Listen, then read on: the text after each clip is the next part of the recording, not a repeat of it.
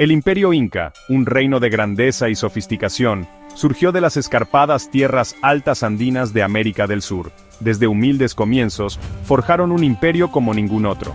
Sus historias de origen hablaban de figuras míticas que emergían de las profundidades del lago Titicaca. Estas figuras, bendecidas por el dios Sol Inti, sentaron las bases de una civilización que llegaría a dominar una vasta franja de los Andes. Los incas se llamaban a sí mismos hijos del sol, reflejando su profunda conexión espiritual con el cuerpo celestial que nutría sus cultivos e iluminaba su mundo.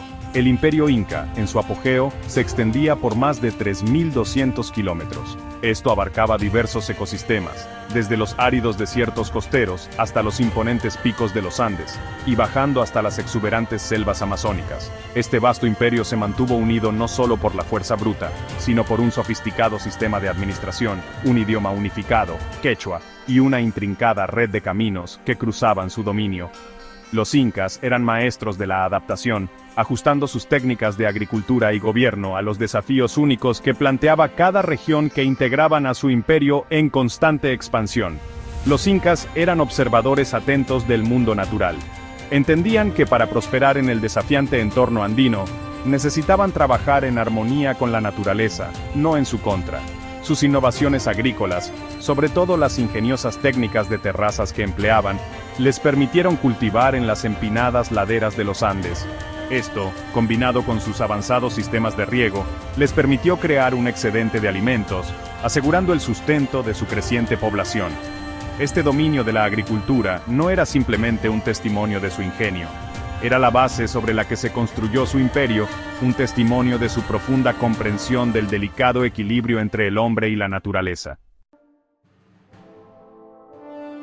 El Imperio Inca fue reconocido por su destreza arquitectónica. Sus ciudades, a menudo ubicadas precariamente en las cimas de las montañas o enclaustradas en profundos valles, eran maravillas de la ingeniería y el arte. Los incas eran maestros de la cantería, dando forma y encajando enormes piedras con asombrosa precisión. Construyeron sin el uso de mortero o cemento, confiando únicamente en el perfecto encastre de las piedras, para crear estructuras que han resistido la prueba del tiempo y la furia de la naturaleza durante siglos. Sus ciudades no eran meramente hazañas de ingeniería, eran reflejos de su cosmología, su comprensión del mundo celestial y su lugar dentro de él. Quizás el testimonio más perdurable del genio arquitectónico inca es la legendaria ciudad de Machu Picchu. Esta enigmática ciudadela, escondida en lo alto de los bosques nubosos de los Andes, es un testimonio de su dominio de la cantería, su intrincado conocimiento de la astronomía y su capacidad para crear una ciudad que se integraba perfectamente con su entorno natural. Las estructuras de Machu Picchu, alineadas con los solsticios y equinoccios, hablan de la importancia de las observaciones celestiales en la sociedad inca. El Imperio Inca estaba conectado por una extensa red de caminos y puentes, un sistema circulatorio que conectaba los confines más lejanos de su vasto dominio. Estos caminos, que suman más de 40.000 kilómetros, eran más que simples rutas para el comercio y la comunicación. Eran símbolos del poder y la unidad inca, representaciones tangibles de su control sobre el paisaje andino.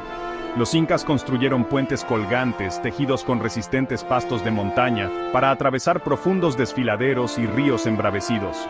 Estos puentes, capaces de soportar el peso de hombres y llamas por igual, eran un testimonio de su ingenio en ingeniería y su capacidad para superar los formidables desafíos que planteaba el terreno andino.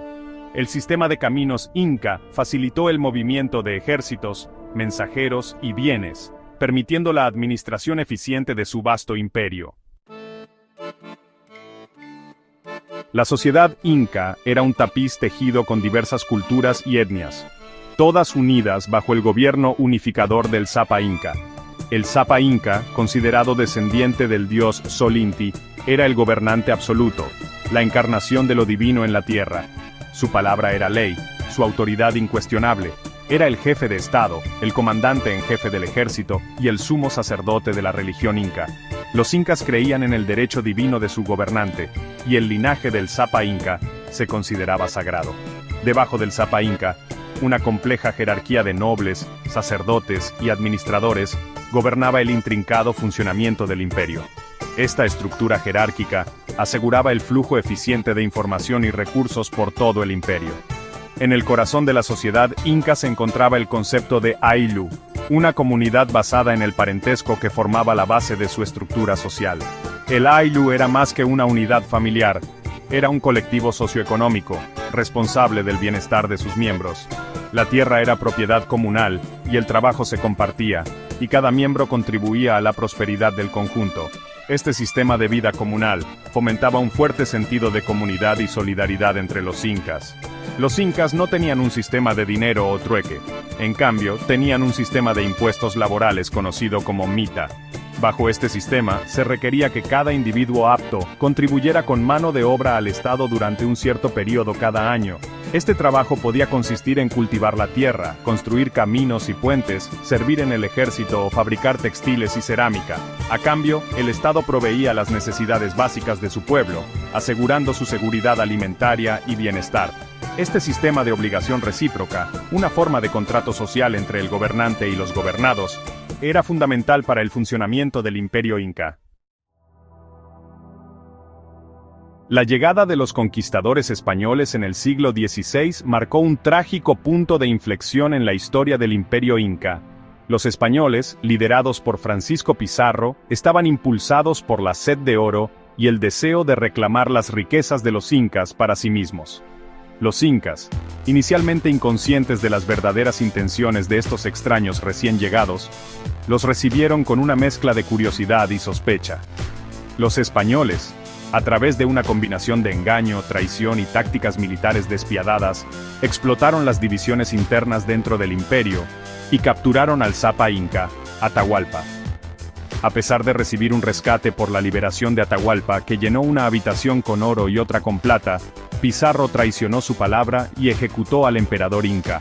La muerte de Atahualpa envió ondas de choque a través del imperio, dejando un vacío en el liderazgo que los españoles explotaron sin piedad. La caída del Imperio Inca fue la historia de dos mundos que chocaron, un choque de culturas separadas por un océano y un abismo de comprensión. Los españoles, armados con caballos, armas de acero y pólvora, poseían una ventaja tecnológica que los incas, a pesar de su valentía y destreza militar, no pudieron superar. Las enfermedades, traídas de Europa, también jugaron un papel devastador, diezmando la población inca y debilitando su resistencia. A pesar de la brutal conquista y el desmantelamiento sistemático de su imperio, el espíritu del pueblo inca perduró. El legado de esta otrora gran civilización vive en los descendientes de los incas, que aún habitan las tierras altas andinas. Su idioma, el quechua, todavía lo hablan millones. Sus tradiciones, historias y creencias continúan transmitiéndose de generación en generación. Los incas dejaron una huella imborrable en el mundo, no solo a través de sus impresionantes logros arquitectónicos, sino también a través de sus prácticas agrícolas sostenibles, su sistema de organización social y su profunda comprensión de la astronomía y las matemáticas. Los incas nos recuerdan que incluso frente a la adversidad, el espíritu humano puede perdurar, y que incluso los imperios más poderosos pueden desmoronarse, dejando atrás ecos de su antigua gloria.